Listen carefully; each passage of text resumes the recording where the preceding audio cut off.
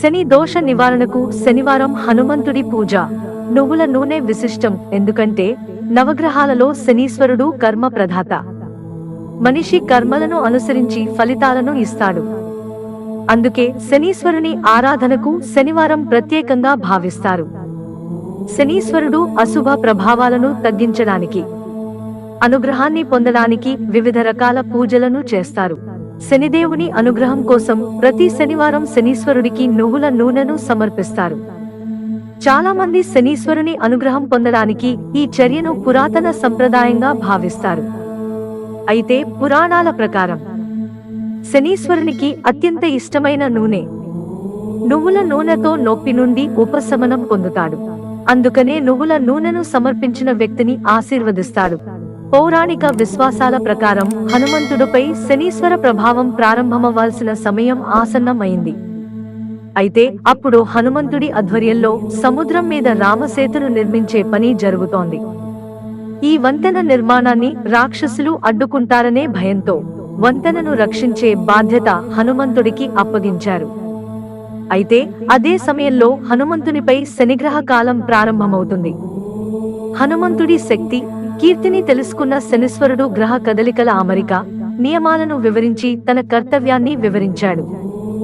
అప్పుడు హనుమంతుడు ప్రకృతి నియమాలను ఉల్లంఘించడం తనకు ఇష్టం లేదని, అయితే తాను ఇప్పుడు రాముడికి సేవ చేయడం తనకు అత్యంత ప్రధానమని శనీశ్వరునికి చెప్పాడు. హనుమంతుడిని క్షమించమని కోరిన శనీశ్వరుడు, శ్రీరాముడు పని పూర్తి చేసిన తర్వాత మొత్తం శరీరాన్ని శనీశ్వరుడికి అంకితం చేస్తానని హనుమంతుడు చెప్పాడు. అయితే హనుమంతుడు చేసిన అభ్యర్థనను శనిదేవుడు అంగీకరించలేదు. శనిదేవుడు అదృశ్య రూపంలో హనుమంతుడి శరీరాన్ని ఆవహించాడు. అప్పుడు హనుమంతుడు సేతు నిర్మాణం కోసం రాళ్లని కొట్టడం ప్రారంభించాడు. ఆ సమయంలో హనుమాన్ని ఆవహించి ఉన్న శనిదేవుడికి తీవ్ర గాయాలయ్యాయి. శరీరంలోని ప్రతి భాగం గాయపడింది. అప్పుడు శనిదేవుడు తన చర్యకు హనుమంతుడికి క్షమాపణలు చెప్పాడు. అంతేకాదు హనుమంతుడిని పూజించే భక్తులకు తను ఎప్పుడూ హాని చేయనని శనీశ్వరుడు వాగ్దానం చేశాడు. అప్పుడు రామ భక్త హనుమాన్ శనిదేవుడు ఒళ్ళు నొప్పుల నుంచి ఉపశమనం కోసం నువ్వుల నూనె ఇచ్చాడు. అప్పుడు తన శరీరానికి నువ్వుల నూనెను పూసుకోవడంతో అతని నొప్పులు తగ్గాయి. అప్పటి నుండి శనిదేవుడిని ప్రసన్నం చేసుకోవడానికి నువ్వుల నూనెను నైవేద్యంగా పెడతారు. ఛాయాదేవి సూర్యుడు తనయుడు శనీశ్వరుడు. పురాణాల ప్రకారం సూర్యుని భార్య సంధ్య నీడ ఛాయాదేవికి సూర్యుడికి జన్మించాడు. ఛాయాదేవి శివుని భక్తులురాలు. గర్భంలో శనీశ్వరుడు ఉన్నప్పుడు కూడా శంకరుడు భక్తిలో మునిగిపోయింది.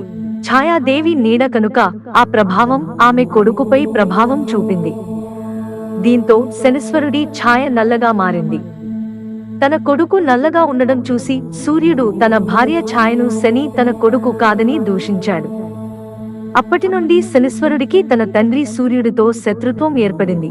శనీశ్వరుడు తన సాధన, తపస్సు ద్వారా శివుడిని ప్రసన్నం చేసుకున్నాడు. తండ్రి సూర్యుని వలె శక్తిని పొందాడు.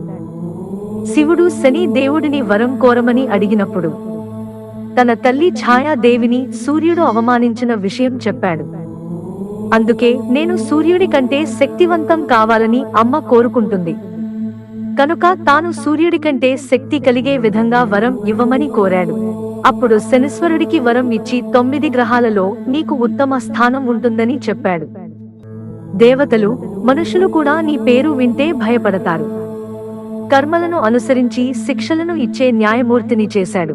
మిత్రులారా, ఛానల్ సబ్స్క్రైబ్ చేసుకోవడం మర్చిపోకండి. ధన్యవాదాలు.